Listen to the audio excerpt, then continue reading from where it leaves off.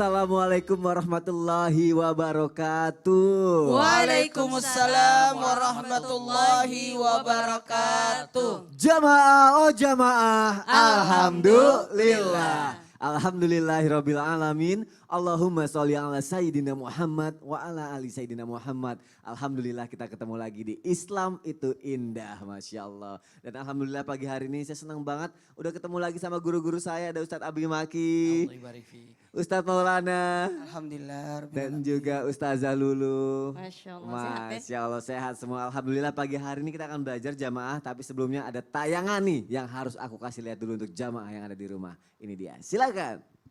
Semua ini milikku. Oh ya, apa benar itu milikmu atau hanya apa yang dititipkan padamu? Seperti kebetulan sekali. Mari kita hitung apa saja yang kau punya. Oh, mobil. Oh, gelembung sabun, tapi hanya titipan. Ketika meninggal nanti, gelembung ini takkan kau bawa. Mobil pun begitu juga, tidak ada yang tersisa. Aku ingin bawa. Kain kafanmu tak memiliki kantong. Tuh, kain kafan gak memiliki kantong katanya tuh. Semua hanya titipan aja, Masya Allah. Selama ini kan mungkin kita taunya yang namanya titipan itu biasanya berupa barang atau benda.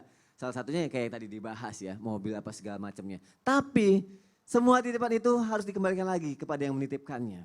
Nah, gimana kalau yang dititipkan kepada kita sekarang ini adalah istri kita? Wah, ini penting banget ya. Akan kita bahas pagi hari ini jamaah sesuai tema kita yaitu istriku cuma titipan aja. Wah, gimana nih yang ngerasa istrinya cuma titipan? Baik, kita pelajari pagi hari ini dan langsung saja saya mau bertanya ke guru saya yang juga Masya Allah seorang istri dari suaminya. Ya, dari suaminya kan Ustazah Lulu. Iya betul. Makan ikan japu anget-anget ya. Artinya Jauh. jauh banget Masya Allah. Ustazah Lulu ngomongin Iya. soal istri yang katanya merupakan titipan dari Allah. Seperti apakah makna perkataan bahwa istri merupakan sebuah titipan dari Allah? Apa maknanya Ustazah Lulu? Iya, Silakan. terima kasih Kak Soni. Assalamualaikum warahmatullahi wabarakatuh. Waalaikumsalam warahmatullahi wabarakatuh. Hamdan wa syukranillah wassalatu wassalamu ala rasulillah amma ba'du. Jamaah. Yeay. Oh jamaah. Yeay. Alhamdulillah. Pemirsa yang dirahmati Allah insya Allah mudah-mudahan sehat berkah panjang umur dalam taat ya. Guru-guru kita insya Allah mudah-mudahan sehat berkah. Kak Soni juga makan opak anget-anget kita kompak banget. Baju kompak, ame rumput juga kompak. Iya, nyaru ya. Nyaru ya. Alhamdulillah. Gila. Nah titipan juga termasuk istri. Pertama kita paham dulu bahwa dalam Al-Quran surah Al-Baqarah ayat 284. Lillahi ma fis samawati wa ma fil ard. Jadi apa yang ada di bumi, di langit, segalanya semua adalah milik Allah. Milik sendiri asal katanya dari bahasa Arab malaka. Jadi Allah adalah Al-Malik, raja di atas segala raja. Makanya mohon maaf jangan sampai ketika kita dititipi kemudian berlaku sombong. Jangan sampai memalingkan wajah dari orang lain kemudian juga berjalan di muka bumi ini dengan angkuh. Ya, ini yang pertama bahwa segala sesuatu milik Allah, kita hanya dititipi. Yang kedua, amanah. Kita ini sebagai pemegang amanah, baik itu harta, jabatan, keluarga, termasuk istri dan anak, semua yang kita miliki adalah amanah. Kullukum ra'in wa kullukum mas'ulun an ra'iyati. Setiap kita adalah pemimpin yang nantinya akan dimintai pertanggungjawaban di yaumil akhir. Contohnya lah kalau misalnya kita bawa mobil gitu kan, kemudian kita taruh di parkiran. Ya. Ya, jangan sampai kita ngaku-ngaku, oh ini punya saya. Tidak, dititipi sebentar. Artinya apa? Nantinya harus kita jaga sehingga ketika pemiliknya pengen ngambil, udah dadah, bye-bye, kita ikhlaskan, redho, udah silakan. Jadi jangan ada perasaan bahwa oh istri ini adalah asisten, istri ini mohon maaf harus diperlakukan dengan jahat. Tidak, justru sebaliknya harus diperlakukan dengan baik. Bagaimana peran suami yang memang dititipi seorang istri? Yang pertama, yuk sama-sama kita menjaga janji kita. Tidak hanya janji terhadap istri, orang lain, pihak keluarga, tapi juga janji terhadap Allah. Karena pernikahan adalah mitsaqan ghalizo, ikatan yang amat sangat kuat. Lebih kuat dari apapun yang amat sangat istimewa. Kemudian juga mohon maaf kita beruswah kepada rumah tangga Rasulullah. Bagaimana Rasulullah amat sangat menjaga rumah tangganya, keluarganya. Ya, hati-hati. Istausu bin nisa'i khairan, berlaku baiklah terhadap wanita. Tahu dulu wanita seperti apa, karena mohon maaf kita ini wanita memang agak sulit ya. Kalau misalnya diperlakukan dengan kasar, mohon maaf akan patah nantinya. Jadi diibaratkan seperti tulang rusuk yang bengkok, dipaksa nantinya patah, kemudian dibiarkan nantinya malah akan celaka. Na'udzubillah min dzalik. Jadi harus ada yang nama bagaimana triknya, strateginya seperti apa agar mampu untuk menuruti dalam hal yang baik. Masya Allah, Rasulullah lembut. Ya, khairukum li ahli wa ana khairukum li ahli. Kata Rasulullah, berlaku baiklah terhadap keluarga dan aku berlaku baik terhadap keluarga. Rasulullah pun dititipi. Jadi tidak ada yang namanya diperlakukan dengan semena-mena, tidak. Rasulullah berlaku lembut, kemudian pun juga menjaga amarahnya. Masuk dalam rumahnya, wahai Sayyidatina Aisyah, ya Humairah, ada makanan apa? Enggak ada apa-apa, cuma ada cuka.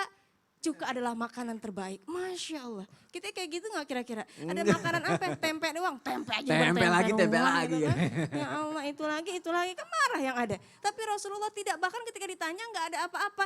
Aku puasa hari ini. Masya Allah. Kemudian bagaimana Rasulullah meminum ya. Di tempat yang sama ketika satu gelas. Subhanallah. Menjaga amarahnya. Sehingga Rasulullah dikenal dengan pribadi yang lembut, yang baik hati. Nah insya Allah mudah-mudahan kita pun juga seperti itu. Jadi untuk dititipi harus senantiasa menjaga pemimpin sifatnya seperti apa. Kemudian nafkah yang baik dan membimbing menuntun ke arah yang lebih baik. Insya Masya Allah. Allah, karena sejatinya itu semua punya Allah ya. Macan tutul nganyut dikali. Artinya Betul sekali. Masya Allah, jazakillah khair Ustazah. Ya Allah tuh, istri itu cuma titipan dari Allah. Mungkin selama ini kita ngerasa kalau cuma ini punya gue satu-satunya. Enggak juga, kita cuma dikasih amanah sama Allah untuk menjaganya. Mungkin mencintai pasangan halal kita adalah nilainya pahala. Tapi jangan lupa juga mencintai yang menciptakannya. Masya Allah, kita belajar pagi hari ini jamaah. Langsung aja sekarang aku mau nanya sama Masya Allah nih guruku yang sangat asam garam pengalaman soal cinta mencintai pengalamannya. Masya Allah. Ustadz Maulana. Ustadz aku mau nanya Ustadz ngomongin soal istri. Yang katanya titipan dari Allah, berarti sosok suami kan harus bisa dong pahamin dan ngertiin sifat istri dong. Nah sifat istri yang seperti apa yang harus dipahami? Ini aku sengaja nanya sama Ustadz karena Ustadz kayaknya memahami banget nih soal perempuan. Silakan Ustadz Maulana. Izin Nabi, izin Ustazah. Bismillahirrahmanirrahim. Assalamualaikum warahmatullahi wabarakatuh. Waalaikumsalam warahmatullahi wabarakatuh. Alhamdulillahirrabbilalamin. Allahumma salli ala sayyidina Muhammad wa ala sayyidina Muhammad. Hari ini 7 Muharram 1442 Hijriah. Insya Allah 2 hari lagi kita akan puasa Tasu'a, kemudian Asyura, lalu ditambah lagi di 11 Muharramnya. Supaya kita bisa mengikuti ibaratnya keinginan Rasulullah. Seandainya aku masih hidup tahun depan, aku akan puasakan juga Tasu'a. Dan buat kita semuanya, terima kasih banyak sudah menonton Islam itu Indah. Dan tayangan hari ini betul-betul menggugah hati kita. Dan menyadarkan buat kita utamanya berkeluarga bahwa segala pasangan itu hanya titipan. Utamanya istri. Istri itu adalah titipan. Aduh saya yang kena tema hari ini. Karena yang dititipi sudah diambil oleh Allah. Tapi aku bersyukur karena alhamdulillah justru ketika almarhumah sudah meninggal makin dekat perasaan. Karena selalu ada dalam mimpi. Allah, sweet banget. Nah buat kita semua, ternyata betul kata Mas Soni tadi. Bagaimana sifat sosok laki-laki memahami sifat wanita. Maka sebanyak Ustazah Lulu tadi sudah menggambarkan sosok wanita itu bagaikan tulang dan sebagainya. Dan ketahuilah 4 sifat istri sebagai titipan Allah. Yang pertama, sifat istri itu tercipta dari tulang rusuk yang bengkok. Maka suami harus bisa sabar untuk meluruskan tulang rusuk tersebut. Disinilah kita belajar untuk maaf mendidik istri. Jadi tidak boleh istri disalahkan. Tidak boleh. Istri boros berarti yang salah suami. Kenapa tidak dididik istrinya supaya bisa irit? Iya. Ya. Istri cerewet berarti kenapa suami tidak membuat istri itu menjadi sabar. Jadi tidak boleh istri disalahkan. Seandainya ada ibu-ibu pasti tepuk tangan semua. Oh senang semua happy. Yang di rumah pasti tepuk tangan. Karena yang bertanggung jawab atas wanita adalah suami. Ar-rijalu qawwamun 'alan nisa, berarti laki-laki. Apapun yang terjadi, makanya kalau terjadi perceraian yang disalahkan adalah laki-laki. Tuh. Kenapa Ustadz? Belain banget wanita. Bukan, karena laki-laki yang menikahi. Berarti laki-laki yang harus bertanggung jawab. Laki-laki harus sabar. Saya ingat ada kisah sosok ulama, syekh yang luar biasa, yang ketika dia pergi ambil kayu bakar, pasti kalau ke hutan cari kayu bakar, pasti ada singa, ada binatang buas yang menemaninya. Tahu-tahu walhasil tiba-tiba enggak ada lagi. Ternyata istri yang galaknya udah meninggal. Ya Allah, jadi itu istrinya yang buas. Bukan. Oh, bukan. Pahala dari Allah buat dia. Karena dia bersabar terhadap istrinya yang galak, jadi Allah buatkan dia pelayan berupa binatang buas. Jadi bukan beliau yang angkat kayu-kayu itu. Suatu ketika dia ke hutan, tidak ada lagi binatang buas yang menemani. Ternyata udah meninggal istrinya yang galak, diganti istri yang sabar, nggak ada lagi tuh binatang buas. Artinya kesabaran itu sudah diperoleh di dunia, apalagi di akhirat. Laki-laki yang sabar terhadap istri yang memahami, maka diberikan pahala seperti Nabi Ayub alaihissalam. Dan ketahuilah sifat yang kedua yang harus dipahami oleh sosok laki-laki terhadap istri, wanita itu pencemburu. Bagaimanapun pencemburunya, saya pernah merasakan itu. Setuju. Satu-satunya. Saya merasa saya tidak mungkin dicemburi oleh istri. Iya. Kan saya kan apa sih, biasa Ah, aja. masa sih Ustaz? Tiba-tiba istri saya nangis. Kenapa? Ternyata dia cemburu juga. Yang berikutnya yang ketiga, sifat wanita adalah perasa. Makanya dia cepat tersinggung. Jangan macam-macam. Jadi senantiasa kita tersenyum di hadapannya, jangan sampai ada apa sih? Itu wanita itu jangan-jangan suami saya, jangan-jangan itu. Dan yang ingat, wanita itu sibuk dengan penampilannya. Maka hargailah setiap penampilannya. Kamu cantik sekali hari ini. Makasih. Gitu. Hargai, sanjung, puji-puji wanita. Karena dia itu senantiasa menjaga penampilannya. Dan menjaga penampilannya itu sebenarnya buat diri kita juga sebagai sosok suami. Iya. Ya Allah, sosok suami idaman banget sih Ustadz Maulana. Ya Allah, aku belajar banget loh di sini hari ini. Makasih banyak. Jamaah yang ada di rumah juga pastinya seperti itu. Ya Allah, jazakallah khair Ustadz Maulana. Ih, pasti kalau misalnya ada perempuan yang lihat Ustadz Maulana. Masya Allah. Baik, ya Allah. Kita sebagai laki-laki ingat ya, pasangannya harus menghargai nih. Kita hargai istri kita. Istri kita pencemburu tapi jangan malah dibikin, gara-gara dia cemburu, yuk kita panas-panasin Jangan lagi. dipancing untuk Jangan cemburu, ya. jangan dipancing. Wah Allah, baik. Kita pelajari lebih dalam lagi pagi hari ini jamaah. Langsung aja sekarang aku mau membacakan pertanyaan yang masuk ke media sosial Islam itu indah. Nih aku baca ini, alhamdulillah udah ada nih. Assalamualaikum, saya mau tanya. 9 tahun berumah tangga dan selama 6 tahun istri saya yang mencari nafkah. Setelah 3 tahun istri tak lagi bekerja dan suami berpaling ke wanita lain dengan alasan istri tak lagi bisa membantu suami mencari nafkah. Ya Allah. Alasan keortunya adalah suami tak bisa lagi menjadi imam yang baik. Apakah itu yang dinamakan istri hanya titipan saja? Dan berdosakah sang istri meminta hak atas harta yang pernah ia beli dengan hasil kerja kerasnya sendiri?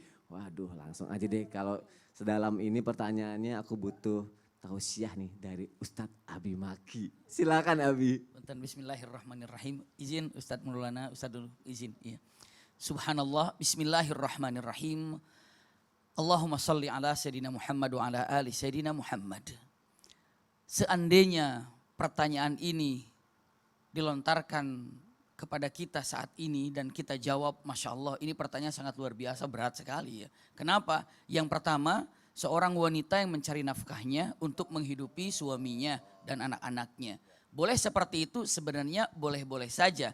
Namun apabila seorang suami mengatakan kepada istrinya mencari nafkah demi menghidupi keluarganya atau minta bantuan saja, cari nafkahnya untuk membantu ekonomi kita ya. Sebenarnya boleh secara fikih, namun menunjukkan laki-laki ini telah menjatuhkan derajatnya di depan istrinya. Seandainya pun mengizinkan itu adalah milik mama dan ini hanya untuk mama. untuk ibu, itu kenyataannya. Seandainya pun diizinkan, ya. Jadi boleh saja suami mengatakan, aku izinkan tapi bantu ya bayar listrik ya. Aku izinkan tapi bayar itu untuk bayar anak-anak. Boleh sebenarnya. Tapi para ulama mengatakan Anda telah menjatuhkan diri Anda di depan istri Anda. Apalagi kalau suami menyuruh kepada istrinya untuk mencari nafkah. Itu bagaimana? Karena tanggung jawab suami adalah mencari nafkah. Punten. Setelah itu, bagaimana kalau seandainya sudah cerai? Ya, punten. Apakah ini masih ada dalam titipannya karena sudah selesai?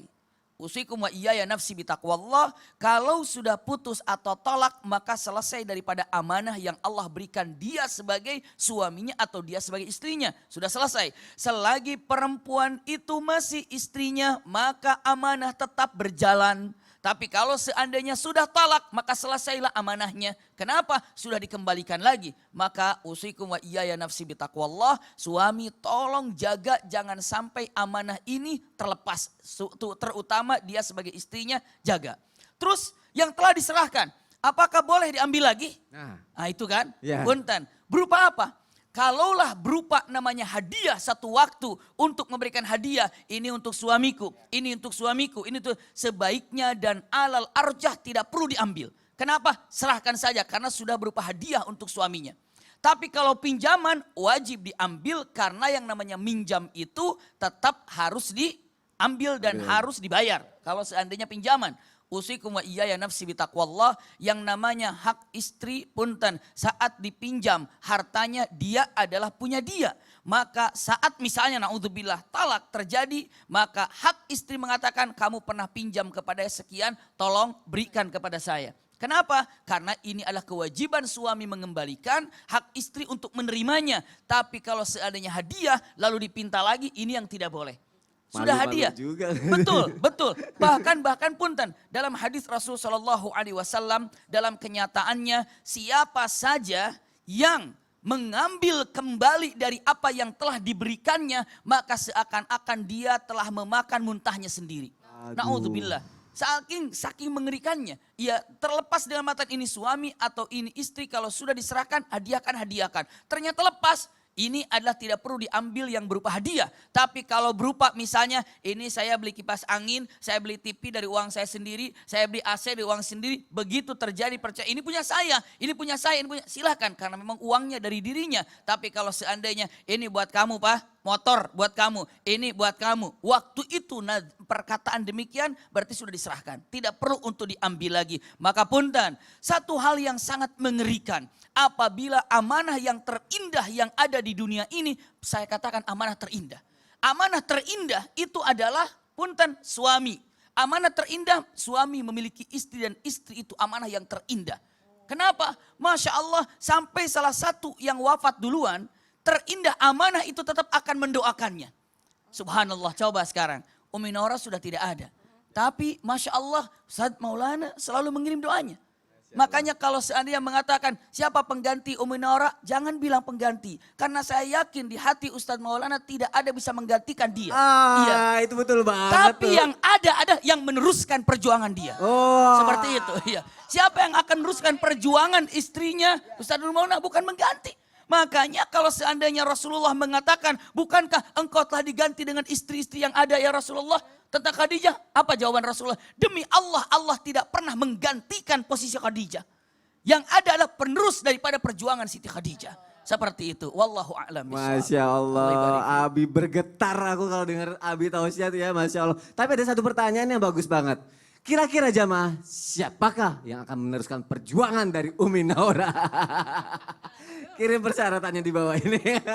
Masya Allah. Abi terima kasih kalau perempuan itu adalah amanah yang benar-benar harus kita jaga ya. Dan ingat jamaah, kita sama-sama belajar kalau perempuan adalah tulang rusuk kita, bukan tulang punggung kita. Baik, laki-laki lah yang harusnya menafkahi keluarganya.